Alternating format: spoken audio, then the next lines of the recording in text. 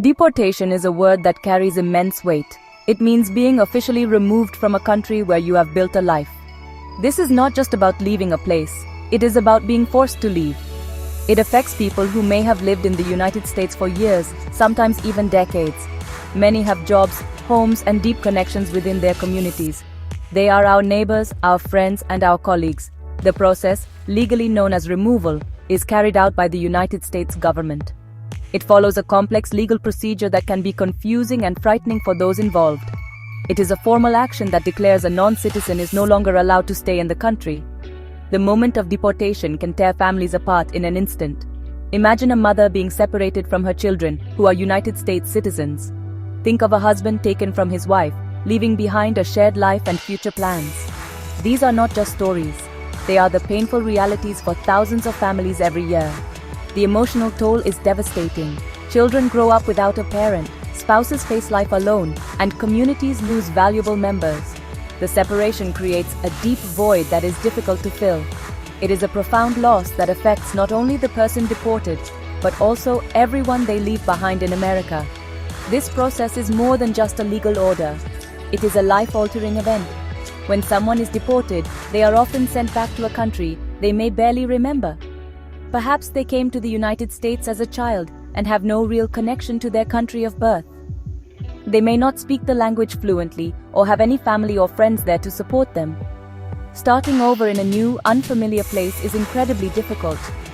They must find a way to survive, often while dealing with the trauma of being uprooted from their home and separated from their loved ones. The challenges are enormous, both emotionally and practically. For many, the United States was the land of opportunity, the place where they had built their dreams. They worked hard, paid taxes, and contributed to society. They raised their families and became part of the American fabric. Deportation erases all of that in a moment. It sends a message that they are no longer welcome, no matter how much they have become a part of the nation. It is a harsh and final action that can feel like a deep betrayal. The life they knew is gone, and the future they had planned for is suddenly uncertain. This is the true heartbreak of deportation.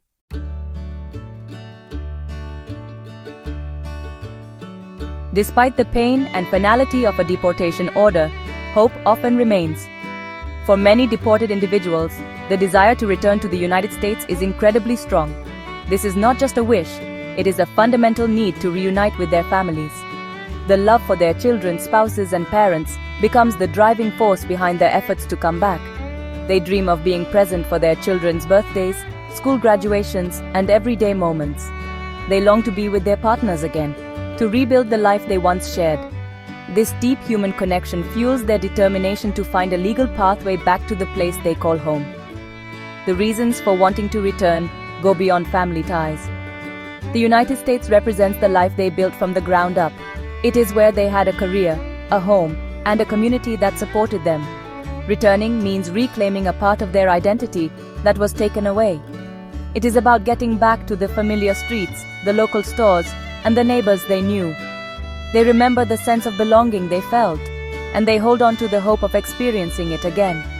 This is not about forgetting the past, but about an unyielding desire to restore the future they had worked so hard to create for themselves and their loved ones.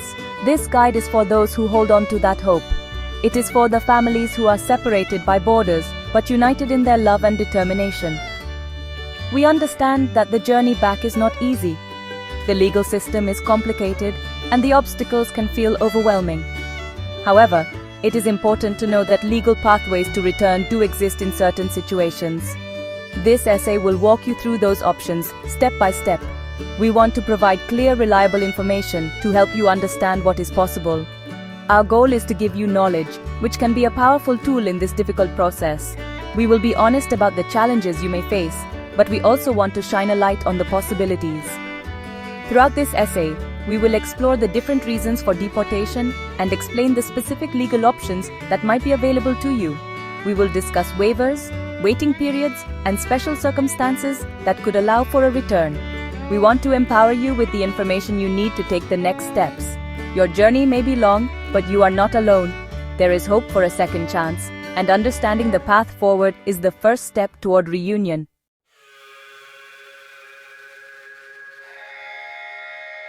Unlawful presence means being in the United States without legal permission, either by crossing the border without inspection or overstaying a visa. For many, it's not a choice made lightly, but a decision driven by desperate circumstances. The consequences are severe: removal from the country and separation from loved ones. Understanding this law is the first step to finding a way forward.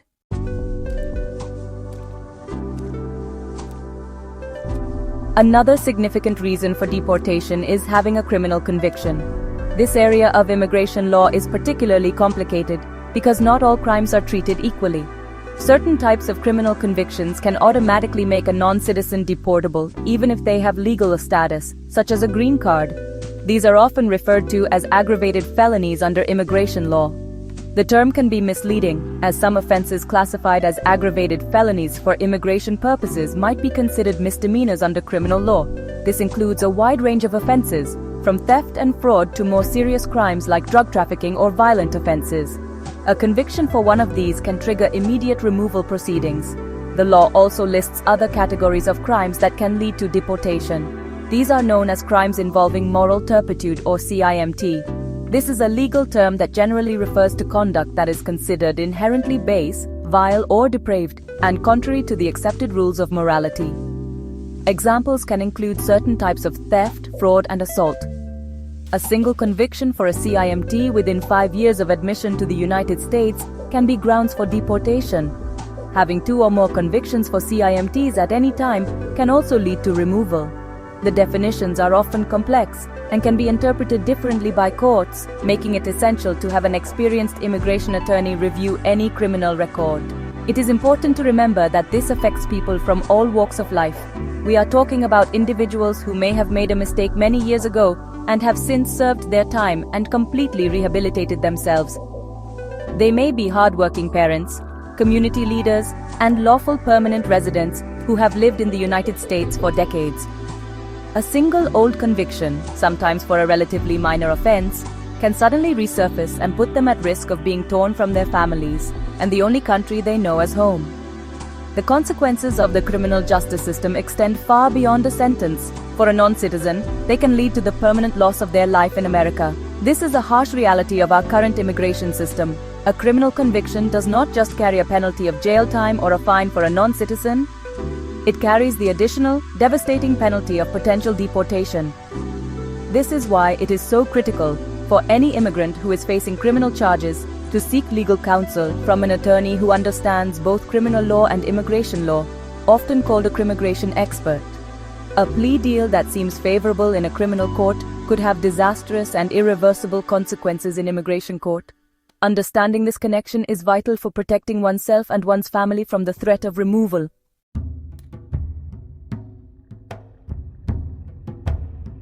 Deportation can result from more than just unlawful presence or criminal convictions. Violating visa terms, committing fraud, or being deemed a security risk are all grounds for removal. Even actions like marriage fraud or submitting false documents can lead to serious consequences. Relying on public assistance may also create problems for non-citizens. The web of immigration rules is complex, and even small missteps can have life-changing consequences.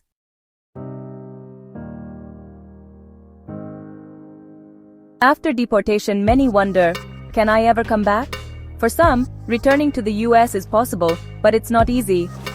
The path depends on why you were deported, your personal situation, and if you have a new legal basis, like a family member or employer to sponsor you. Even then, you may need a waiver. The next sections explain these options in detail.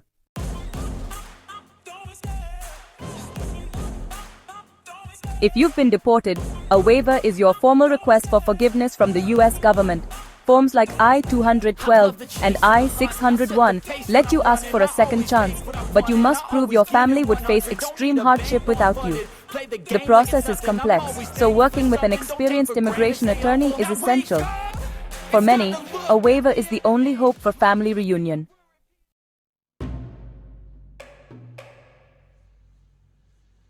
After deportation, US law often imposes a bar, usually 5, 10, or 20 years, before you can reapply to return. You must wait out this period and follow all rules or risk a permanent ban. Once the bar ends, you can start the application process, but approval isn't automatic. Patience and honesty are key. The road is long, but reunion is possible.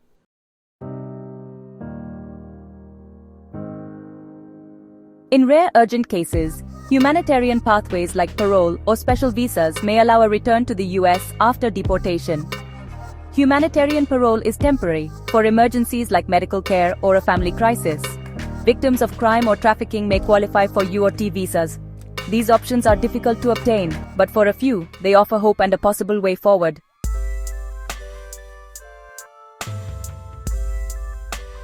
The first step to returning to the US after deportation is understanding your immigration case. Find your official order of removal. This document explains why you were removed and what bar you face. Filing a FOIA request can help you get your records. An immigration attorney can guide you through this process and help you plan your next steps.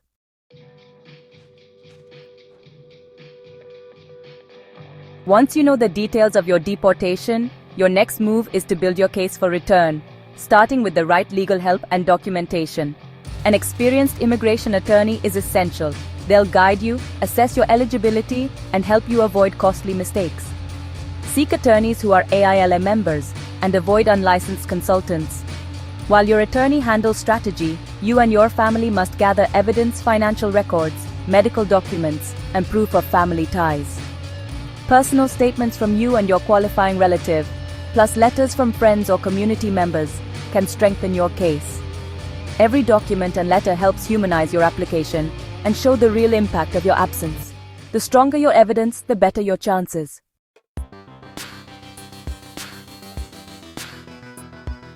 With your team and evidence ready, it's time to file. Most will need Form 1212 to request permission to reapply, and often Form I-601 to seek a waiver for inadmissibility. Your attorney ensures every form is accurate and complete, attaching a legal brief and all supporting evidence. Sometimes you'll file both forms together. Other times, you'll wait for a consular interview before submitting the waiver.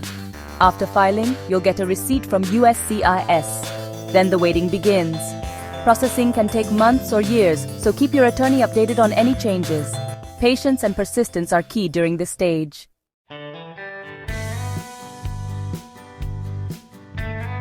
After filing, you enter the waiting game, months or even years of uncertainty. If required, you'll attend an interview at a US consulate, where honesty and preparation are crucial. The officer reviews your file, asks about your past, and assesses your eligibility and hardship claims. A strong case and good moral character can help. Sometimes you'll get a decision on the spot, but more often, there's more waiting. Approval means you can plan your return. Denial isn't always final. Appeals or refiling may be possible.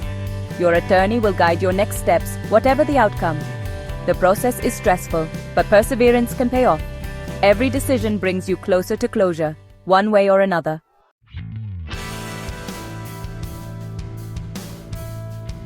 The biggest hurdle is often the wait. Delays of months or years are common, the system is overloaded, and updates are rare. Most families get only a receipt and little else. This limbo strains families as life moves on without answers. Your attorney can check on your case if it's delayed but can't speed things up. Keep your contact info current and gather new evidence if circumstances change.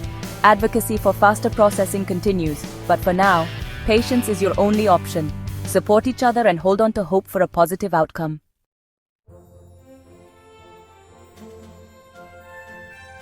Returning after deportation is costly. Government fees, legal costs, and evidence gathering add up quickly. For families already missing an income, these expenses can be overwhelming.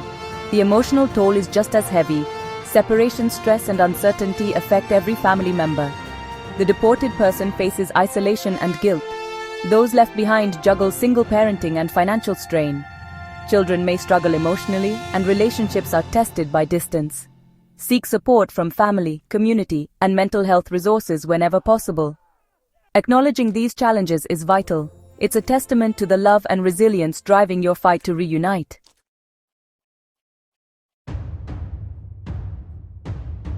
Receiving a denial notice is a devastating blow. It can feel like all your effort and hope were for nothing. But don't give up. Read the denial with your attorney to understand why. Sometimes you can appeal, file a motion, or reapply if your circumstances change. With expert legal advice and determination, A denial can be a setback, not the end.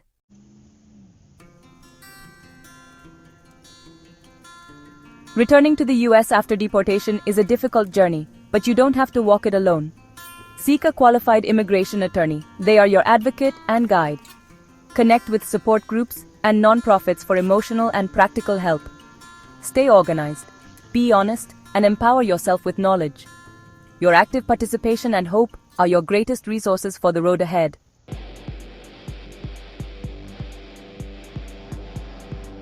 The journey to reunite your family is a testament to love and resilience. There will be challenges, but remember why you started. Hold on to hope, take one step at a time, and celebrate small victories.